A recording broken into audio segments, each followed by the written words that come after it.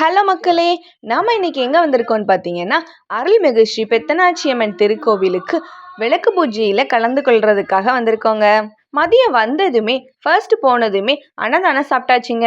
3 வகை கூட்டு, சாம்பார், ரசம், மோர்னு சூப்பரா இருந்துச்சு. அப்புறம் ஆண்களுக்கான கயிறு போட்டி வச்சாங்க. அதுக்கப்புறம் பெண்களுக்கான கோல போட்டிக்கான கட்டத்தையும் போட்டு கோலமும் போட ஸ்டார்ட் பண்ணியாச்சுங்க.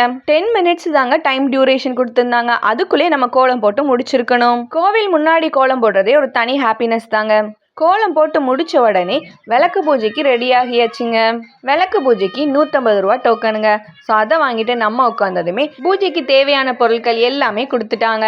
ஸோ நம்மளும் அது எல்லாத்தையுமே அழகாக அரேஞ்ச் பண்ணி வச்சுட்டு பூஜையை சிறப்பாக செஞ்சு முடிச்சாச்சுங்க. கிட்டத்தட்ட 1000 பேர் விளக்கு பூஜையில் கலந்துருந்தாங்க. ஒரு நாளில் 1000 தலைகளை பார்த்தோம்னா அன்னைக்கு நம்ம செஞ்ச பாவம் தீரணும்னு விளக்கு பூஜையில் பாட்டு படித்த பாட்டி சொன்னாங்க. அதுக்கப்புறம் அப்படியே நாங்கள் டின்னர் சாப்பிட்டுட்டு அங்கேருந்து கிளம்பிட்டோம். பாய்.